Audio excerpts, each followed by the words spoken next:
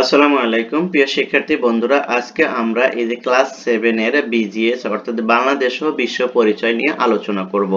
আর আমাদের আলোচনার আজকের মূল বিষয়টা হলো রাষ্ট্রভাষা আন্দোলন। ওকে, এই টপিকসটা নিয়ে আমরা আলোচনা করব, পার্ট 1 নিয়ে আলোচনা করব। তার আগে তোমাদেরকে একটু বলি, এর আগে কিন্তু আমরা এই যে এখানে কিন্তু তোমাদের জন্য কয়েকটা ভিডিও আপলোড করেছিলাম।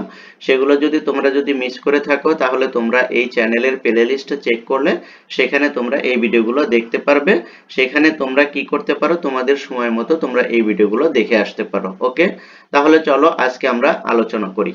কি নিয়ে আলোচনা করব? রাষ্ট্রভাষা আন্দোলন। ওকে, আর একটা কথা তোমাদেরকে আমি বারবারই বলে থাকি, সেটা হলো আমাদের এই আলোচনা থেকে তুমি কয়টা জিনিস শিখতে পারবে, সেটা হলো এমসিকিউ। ঠিক আছে, এমসিকিউ, তারপরে তোমার এখান থেকে কি সৃজনশীলের জন্য সিকিউর জন্য তুমি কি শিখতে পারবে, সিকিউর জন্য শিখতে পারবে ক এবং খ নম্বর প্রশ্ন। ঠিক আছে, অর্থাৎ এমসিকিউ তুমি পুরো 30 মার্কের শিখতে পারবে। আর কি শিখতে পারবে? ক এবং খ, এটাই তোমার 3 মার্ক। ঠিক আছে, 2 আর 3 এখানে, অর্থাৎ 1 আর হলো 2, 3 মার্ক। ঠিক আছে, এই যে এই মার্কগুলো তোমরা এখান থেকে শিখতে পারবে। আর যে বাকি থাকে তোমার সিকিউ, ঠিক আছে, সৃজনশীল, সেটা আমরা পরবর্তী ধাপে তোমাদের সাথে সৃজনশীল শেয়ার করব। কখন? যখন তোমাদের পরীক্ষাটা নিকটে আসবে, তখন আমরা একদম কমায় সাজেশন আকারে তোমাদেরকে আমরা সৃজনশীল গুলো দিয়ে দেব। কিন্তু এখন এই ভিডিও থেকে তোমরা যেগুলো সবচেয়ে গুরুত্বপূর্ণ জিনিসগুলো শিখতে পারছো, সেটা হলো এমসিকিউ। কারণ এমসিকিউ তুমি যদি ভালো না করতে পারো তাহলে কিন্তু এই সাবজেক্টে তুমি এ প্লাস পাবে না। দেখবে, তুমি খেয়াল করে তোমার রেজাল্ট কার্ড নিয়ে তুমি দেখলেই বুঝতে পারবে, যেগুলো রিটেন বেসিক সাবজেক্ট রয়েছে, অর্থাৎ যেগুলো বেশি লিখতে হয়, এই সাবজেক্টগুলো অধিকাংশ স্টুডেন্ট কিন্তু এ প্লাস ধরে রাখতে পারে না। তুমি যদি তোমার প্রথম সেমিস্টার বা অর্ধবার্ষিকী যদি এ প্লাস যদি ধরে না রাখতে পারো, তাহলে কিন্তু তুমি ফাইনালেও এ প্লাসটা পাবে না এই সাবজেক্ট। আর এ প্লাস যদি না পাও তাহলে তো কিন্তু তোমার এভারেজ যে তোমার গ্রেড পয়েন্ট আছে, কি জিপিএ, সেখানে কিন্তু অনেকটাই কি হবে, কম হবে। তাই আমি তোমাদেরকে বলবো যে আমাদের এই ভিডিওগুলো যদি তোমরা ফলো করো, তাহলে এখান থেকে তোমরা এমসিকিউ কোশ্চেনটাও তোমরা শিখতে পারবে, সেই সাথে সিকিউর ক এবং খ কি কোন কোন ক্যাটাগরিতে কোশ্চেনগুলো হয় সেগুলোও কিন্তু আমরা এখানে আলোচনা করে থাকি। তাহলে আশা করি তোমরা বুঝতে পেরেছো যে আমাদের এই আলোচনা থেকে তোমরা কি কি শিখতে পারবে। তাহলে চলো আমরা মূল আলোচনায় চলে যাই। দেখো, 1947 সালে পাকিস্তানের স্বাধীনতা লাভের পর রাষ্ট্রের নীতি আদর্শ নিয়ে বিভ্রান্তি দেখা দেয়। দেখো, 1947 সালে পাকিস্তানের স্বাধীনতা লাভের পর রাষ্ট্রের নীতি আদর্শ নিয়ে বিভ্রান্তি দেখা দেয়।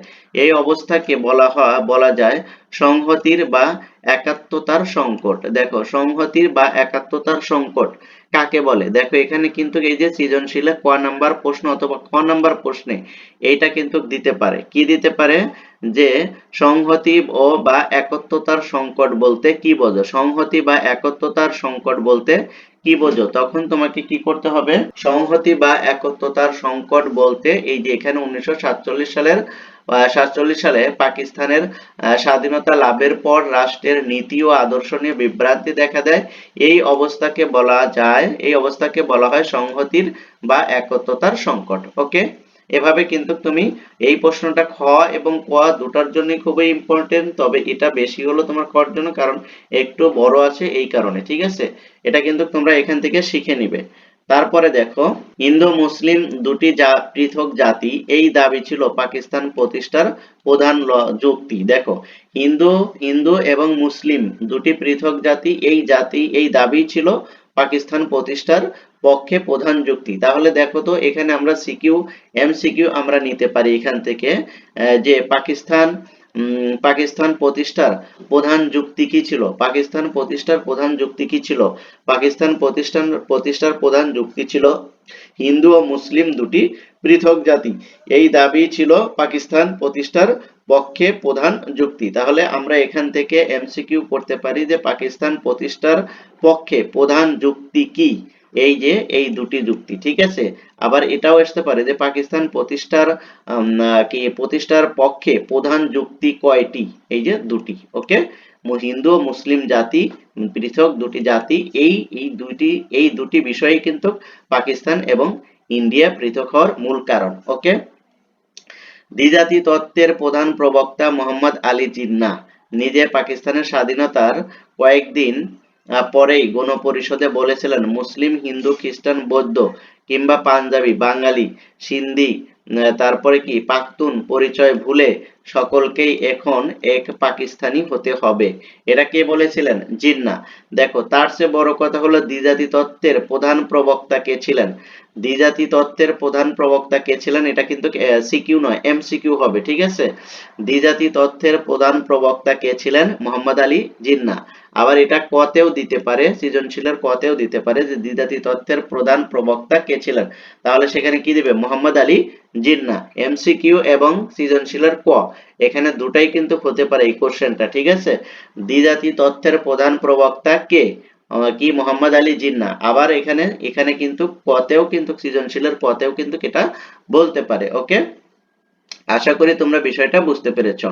তারপরে দেখো এখানে ওনা বললেন যে কি মোহাম্মদ আলী জিন্নাহ বললেন যে এখন সবাই সবকিছু ভুলে গিয়ে এক পাকিস্তানি হতে হবে, কিন্তু সেই পাকিস্তানের ঐক্য সূত্র তৈরি করতে গিয়ে পাকিস্তানের নেতারা ইসলাম ও উর্দু ভাষার উপর জোর দেন আর অন্য কোন ধর্ম বা ভাষা সংস্কৃতির বিরুদ্ধে অবস্থান নেয়। দেখো এটাই ছিল হলো পাকিস্তানি ওই সময়ের জন্য সবচেয়ে বড় ভুল। অথচ মোহাম্মদ আলী জিন্নাহ বলেছিলেন যে হিন্দু, মুসলিম, বৌদ্ধ, খ্রিস্টান যারাই আছে সবাই মিলে আমরা এক পাকিস্তানি হয়ে দেশকে গড়ে তুলবো, কিন্তু তাদের ভিতরে সেই ঐক্যটা ধরে রাখতে পারে নাই, যার কারণেই কিন্তু আজকে পাকিস্তানকে দুই ভাগে ভাগ হতে হয়েছিল, ঠিক আছে? পূর্ব পাকিস্তান এবং পশ্চিম পাকিস্তান। আমরা ছিলাম পূর্ব পাকিস্তানে আর ওনারা ছিল পশ্চিম পাকিস্তান, এই দুটা মিলেই কিন্তু পাকিস্তান ছিল, যার কারণে তারা ঐক্য ধরে রাখতে পারেনি এবং তাদের অন্যায় এবং অবিচারের কারণেই কিন্তু 1971 সালে আমাদের মাতৃভূমি বাংলাদেশ স্বাধীনতা লাভ করে। ওকে, এমনকি বাংলা ভাষার সমৃদ্ধ সাহিত্য রবীন্দ্রনাথ, মাইকেল, বঙ্কিমের মতো গুরুত্বপূর্ণ সাহিত্যিকদের প্রতি তৎকালীন পাকিস্তান সরকার বৈরী অবস্থান গ্রহণ করে। দেখো এটা কিন্তু খুবই একটা ছিল যে রবীন্দ্রনাথ ঠাকুর বাংলা ভাষার সাথে ওতপ্রোতভাবে জড়িত, মাইকেল মধুসূদন দত্ত, বঙ্কিমচন্দ্র চট্টোপাধ্যায়, এরকম আরো গুরুত্বপূর্ণ যে সকল সাহিত্যিক রয়েছেন বা গ্রন্থকার রয়েছেন, লেখক এবং কবি রয়েছেন, তারা কিন্তু আমাদের এই বাংলা ভাষাভাষীদের কাছে খুবই জনপ্রিয় এবং তাদের কি বিশাল একটা সফট পাওয়ার কিন্তু আমাদের এই অঞ্চলের জনগোষ্ঠীর সাথে কি রয়েছে? গ্রহণযোগ্যতা এবং রয়েছে, ঠিক আছে? তাদেরকে যখন তারা কি করলো, তাদের প্রতি বৈরী আচরণ শুরু করলো, তখন কিন্তু কি এই এই অঞ্চলের যে জনগণ তাদের কাছে কিন্তু পাকিস্তানিরা একটা মেসেজ দিল যে তোমাদের এগুলো কি করছে, তারা অ্যাভয়েড করছে। এটা কিন্তু আসলে ঠিক হয়নি, তারপরে তারা করেছিল, ঠিক আছে? তারপরে দেখো বহু ভাষাবিদ ভাষাবিদ পণ্ডিত ডক্টর মোহাম্মদ শহীদুল্লাহ সহ এদেশের অগ্রণী বুদ্ধিজীবী ও সাহিত্যিকরা বাংলা ভাষা, বাংলা সাহিত্য, বাংলা সংস্কৃতি ঐতিহ্য রক্ষায় এগিয়ে আসেন। দেখো তারা যদি এগুলোকে যদি গুরুত্ব দিত তাহলে কিন্তু এই যে ভাষা আন্দোলনের মতন আন্দোলন কিন্তু হতো না। তাদের অদক্ষতা এবং তাদের দূরদর্শিতার অভাবে, যার কারণেই কিন্তু এই যে বহু ভাষাবিদ পণ্ডিত ডক্টর মোহাম্মদ শহীদুল্লাহ সহ আরো অনেক বুদ্ধিজীবী, আরো অনেক লেখক, সাহিত্যিক সবাই মিলে কিন্তু এই ভাষা রক্ষার জন্য তারা এগিয়ে আসে। কেন আসলো? কারণ তারা এই ভাষাটাকে মেনে নিতে পারছিল না। তাদের অদূরদর্শিতার কারণেই কিন্তু এই বর্তমান সিচুয়েশনে এসে তাদের পড়তে হয়েছে। এ সময় ডক্টর মোহাম্মদ শহীদুল্লাহ একটি ভাষণে বলেছিলেন, আমরা হিন্দু মুসলিম যেমন সত্য, তার চেয়ে বেশি সত্য আমরা বাঙালি। হ্যাঁ, হিন্দু মুসলিম সত্য, এটা আমরা জানি যে হিন্দু মুসলিম দুটি জাতি, কিন্তু আমরা তো সবাই বাঙালি ছিলাম। তার এই কথা দ্বারা এটাই বোঝাচ্ছে, অর্থাৎ ঐক্যের একটা বাণী দিচ্ছে তিনি। এবার দেখো এইখান থেকে তোমার একটাই আসতে পারে, সেটা হলো যে হিন্দু মুসলিম যেমন সত্য তার চেয়ে বেশি সত্য আমরা বাঙালি, এ কথাটি কে বলেছেন? ডক্টর মোহাম্মদ শহীদুল্লাহ। এটা কিন্তু এমসিকিউ হতে পারে, ঠিক আছে? যে আমরা হিন্দু মুসলিম, হিন্দু বা মুসলিম যেমন সত্য তার চেয়ে বেশি সত্য আমরা বাঙালি, এ কথাটি কে বলেছিলেন? ডক্টর মোহাম্মদ শহীদুল্লাহ। দেখো আদর্শের কথা না, একটি বাস্তব কথা। প্রকৃতি নিজের হাতে আমাদের চেহারা বা ভাষার বাঙালিত্বের এমন ছাপ দিয়েছেন যে তা মালা তিলিক টিকিটে টিকিটে কি টিকিতে কিংবা টুপি লুঙ্গি দাড়িতে ঢাকবার জোটি নেই। দেখো এখানে যেটা বলছে যে প্রকৃতি আমাদেরকে যে দিয়েছে সেটা আমরা ভুলতে পারবো না। এখানে হিন্দু, বাঙালি, মুসলিম সবাই মিলেই বসবাস করতে হবে, আমরা সবাই বাঙালি, এবং আমরা কি করব, যার যে ধর্ম সে সেটা পালন করবে, এরকমই মিনিং করতেছে। দেখো পাকিস্তান স্বাধীন হওয়ার পর রাষ্ট্রভাষা কি হবে এ প্রশ্নে দেখা দিল পূর্ব পাকিস্তানের সচেতন শিক্ষিত জনগণ তাদের মায়ের ভাষা বাংলাকে রাষ্ট্রভাষার মর্যাদা প্রতিষ্ঠার দাবি করে, কিন্তু তৎকালীন পাকিস্তান সরকার উর্দুকে রাষ্ট্রভাষা করার ষড়যন্ত্রে লিপ্ত হয়। দেখো পাকিস্তানিরা ওই সময় কি করছিল, মোহাম্মদ আলী জিন্নাহ বলল যে দল মত নির্বিশেষে আমরা সবাই এক পাকিস্তানি হব, কিন্তু তারপরেই কিন্তু শুরু হলো ষড়যন্ত্র এবং তাদের অদূরদর্শিকতা, এবং তাদের এখান থেকে যে তারা একটা কি অন্যায্য দাবি তারা করে আসছে, সেটা হলো যে তাদের উর্দু ভাষাটাই হবে রাষ্ট্রভাষা, আর অন্য ভাষাকে তারা কি করবে না, গ্রাহ্য করবে না, যেটা ছিল মারাত্মক একটি ভুল। দেখো 1948 সালে মার্চ মাসে ঢাকা বিশ্ববিদ্যালয় কার্জন হলে ছাত্র শিক্ষকদের সমাবেশে পাকিস্তানের প্রথম জেনারেল মোহাম্মদ আলী জিন্নাহ ঘোষণা করেন। দেখো এইখানে একটা এমসিকিউ হবে, পাকিস্তানের প্রথম গভর্নর জেনারেল কে ছিলেন? পাকিস্তানের প্রথম গভর্নর জেনারেল ছিলেন মোহাম্মদ আলী জিন্নাহ। পাকিস্তানের প্রথম গভর্নর জেনারেল ছিলেন পাকিস্তানের মোহাম্মদ আলী জিন্নাহ। সেই সাথে কিন্তু আরেকটা আছে যে দ্বিজাতি তত্ত্বের প্রবক্তাকে মোহাম্মদ আলী জিন্নাহ। ওকে, এটা তোমরা মনে রাখবে। পাকিস্তানের একমাত্র রাষ্ট্রভাষাই হবে উর্দু, এটা কে বলেছিলেন? পাকিস্তানের একমাত্র রাষ্ট্রভাষাই হবে উর্দু, এটা কে বলেছিলেন? এটা বলেছিলেন হলো মোহাম্মদ আলী জিন্নাহ। উপস্থিত ছাত্র ও ছাত্রীরা না না বলে ধ্বনিতের প্রতিবাদ জানায়। দেশের শিক্ষিত সাহিত্যিক ও বুদ্ধিজীবী অধিকাংশ রাজনৈতিক নেতৃত্বে বাংলা ভাষাকে পাকিস্তানের রাষ্ট্রভাষা করার পক্ষে অবস্থান নেন। দেখো যখন তারা পাকিস্তানের রাষ্ট্রভাষা উর্দু হিসেবে গ্রহণ করতে চায়, তখন তারা আমাদের এই দেশের অঞ্চলের বুদ্ধিজীবীরা এবং ভাষাবিদরা তারা কি করে, যে বাংলাকেও রাষ্ট্রভাষা হিসেবে গ্রহণ করতে হবে। এর সদস্য দিয়ে শহীদ দ্বিজেন্দ্রনাথ দত্ত ধীরেন্দ্রনাথ দত্ত রাষ্ট্রভাষা বাংলার পক্ষে উত্থাপন করেন। দেখো গণপরিষদে কোন বাঙালি মানে রাষ্ট্রভাষা বাংলা করার পক্ষে কি দাবি উত্থাপন করেন? এই যে শহীদ ধীরেন্দ্রনাথ দত্ত। এটা কিন্তু এমসিকিউ আসতে পারে যে কোন বাঙালি পাকিস্তানের গণপরিষদে বাংলাকে রাষ্ট্রভাষা মর্যাদা দেওয়ার জন্য দাবি উত্থাপন করেন, সে কে ছিল? এই যে শহীদ ধীরেন্দ্রনাথ দত্ত। কিন্তু প্রধানমন্ত্রী লিয়াকত আলী খান এ প্রস্তাব তীব্র বিরোধিতা করেন।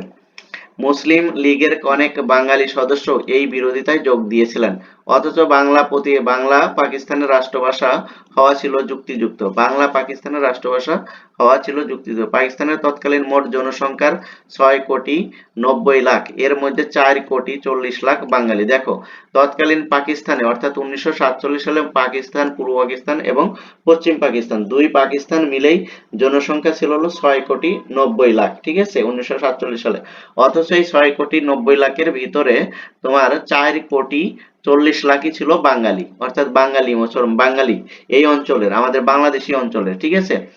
অথচ তারা কি করলো, তারা বলল যে না, তাদের যে 2 কোটি, এই 2 কোটি মানুষের যে ভাষা সেটাকেই রাষ্ট্রভাষা করবে, আর এই যে 4 কোটি জনসংখ্যার মুখের ভাষা বাংলা, এটাকে তারা রাষ্ট্রভাষা করবে না।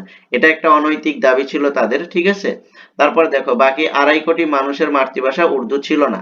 তাহলে কি, তাহলে বাকি 2.5 কোটি মানুষের কি সবার মাতৃভাষাও উর্দু ছিল না? বাকি যে 2.5 কোটি থাকে তাদেরও সবার কিন্তু মাতৃভাষা উর্দু ছিল না, এর ভিতরে ভাগ ভাগ ছিল, ঠিক আছে, অনেকের অন্য ভাষা ছিল। তারপরে দেখো দেশের সংখ্যালঘু জনগোষ্ঠী অনেক সংখ্যাগুরু বাঙালির উপর চাপিয়ে দেওয়ার চেষ্টা করছিল পাকিস্তানের শাসন গোষ্ঠী। বাঙালিরা কেবল বাংলা ভাষাকেই পাকিস্তানের একমাত্র রাষ্ট্রভাষা করার দাবি করেনি, তারা উর্দুর পাশাপাশি রাষ্ট্রভাষা হিসেবে বাংলাকে স্বীকৃতি চেয়েছিল। দেখো তারা যে শুধু যে বাংলাকেই পাকিস্তানের রাষ্ট্রভাষা করতে চেয়েছিল তা নয়, তারা চেয়েছিল উর্দুর পাশাপাশি বা আরো কোনো ভাষা যদি থাকে সেই ভাষাগুলোকে একসাথে রাষ্ট্রভাষা হিসেবে স্বীকৃতি চেয়েছিল। কিন্তু পাকিস্তানের তৎকালীন শাসক গোষ্ঠীর অদূরদর্শিকতা এবং হীনমন্যতার কারণে, ন্যারো মাইন্ডের কারণে কিন্তু সেটা হয়নি, যার ফল কিন্তু তারা আজ অব্দি পর্যন্ত পাচ্ছে। মাতৃভাষার অধিকার আদায়ের লক্ষ্যে এদেশে অনেক উদ্যোগ গ্রহণ করা হয়। ঢাকা বিশ্ববিদ্যালয়ের অধ্যাপক আবুল কাসেমের নেতৃত্বে 1947 সালের 2 সেপ্টেম্বর তমুদ্দিন মজলিস নামক একটি সাংস্কৃতিক সংগঠন গঠিত হয়। দেখো তমুজউদ্দিন মজলিস কখন গঠিত হয়? তমুজউদ্দিন মজলিস গঠিত হয় হলো 1947 সালের 2 সেপ্টেম্বর। এটা কিন্তু এমসিকিউর জন্য খুবই গুরুত্বপূর্ণ। তাহলে কি তমুদ্দিন মজলিস কি এই এটা কি, তাহলে এটা কি, এটা একটি সাংস্কৃতিক সংগঠন। এখান থেকেও কিন্তু কোশ্চেন হবে। দেখো কয় ধরনের এখান থেকে কোশ্চেন হতে পারে, আমি আবার রিপিট করছি, তোমরা একটু শোনো ভালো করে। তো কি তমুদ্দিন মজলিস, ঠিক আছে, তমুদ্দিন মজলিস কখন গঠিত হয়? 1947 সালের 2 সেপ্টেম্বর। আবার তমুদ্দিন মজলিস কি? এটা একটি সাংস্কৃতিক সংগঠন। আর তমুদ্দিন মজলিস কে প্রতিষ্ঠা করেন? এই যে ঢাকা বিশ্ববিদ্যালয়ের অধ্যাপক আবুল কাশেম। কার নেতৃত্বে? তমুদ্দিন মজলিস কার নেতৃত্বে গঠিত হয়? আবুল কাশেমের নেতৃত্বে। দেখো এখান থেকে 3-4টে কিন্তু এমসিকিউ তোমাদের বলে দিলাম, একটু খেয়াল রাখবে এগুলা। ভাষা আন্দোলনের প্রথম পুস্তিকা পাকিস্তানের রাষ্ট্রভাষা বাংলা না উর্দু এর সংগঠন প্রকাশ করে। আর তারপরে কি? রাজনীতিবিদ ও ঢাকা বিশ্ববিদ্যালয়ের ছাত্রদের সমন্বয়ে সর্বদলীয় রাষ্ট্রভাষা পরিষদ গঠিত হয়। রাষ্ট্রভাষা সংগ্রাম পরিষদ গঠিত হয় কাদের নিয়ে? এই যে ঢাকা বিশ্ববিদ্যালয়ের ছাত্রদের সমন্বয়ে। ভাষা আন্দোলনে তরুণদের মধ্যে সক্রিয় ছিল কাজী গোলাম মাহবুব, শওকত আলী, গাজীউল হক, মোহাম্মদ তুহা, তারপরে কি শেখ মুজিবুর রহমান, অলি আহাদ এবং আব্দুল মতিন প্রমুখ। এরা ছিল কি ভাষা আন্দোলনের অগ্রণী ভূমিকায় ছিল ছাত্রদের, ঠিক আছে। আজকে আমরা এ পর্যন্তই আলোচনা করতে চাচ্ছি, কারণ ভিডিওটি অনেক লম্বা হয়ে যাবে, যার কারণে আমরা চাচ্ছি এতটুকু থাক।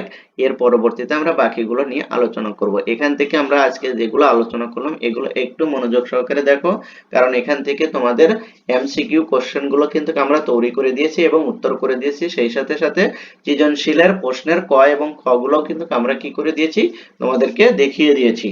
আশা করি তোমরা বিষয়টা বুঝতে পেরেছো। আর তুমি যদি আজকে আমার এই ক্লাসে নতুন এসে থাকো, তাহলে অবশ্যই চ্যানেলটি সাবস্ক্রাইব করবে এবং ভিডিওগুলো লাইক কমেন্ট শেয়ার করে দিয়ে তোমার ফ্রেন্ড সার্কেলকেও দেখার সুযোগ করে দিবে। Thank you so much. আল্লাহ হাফেজ।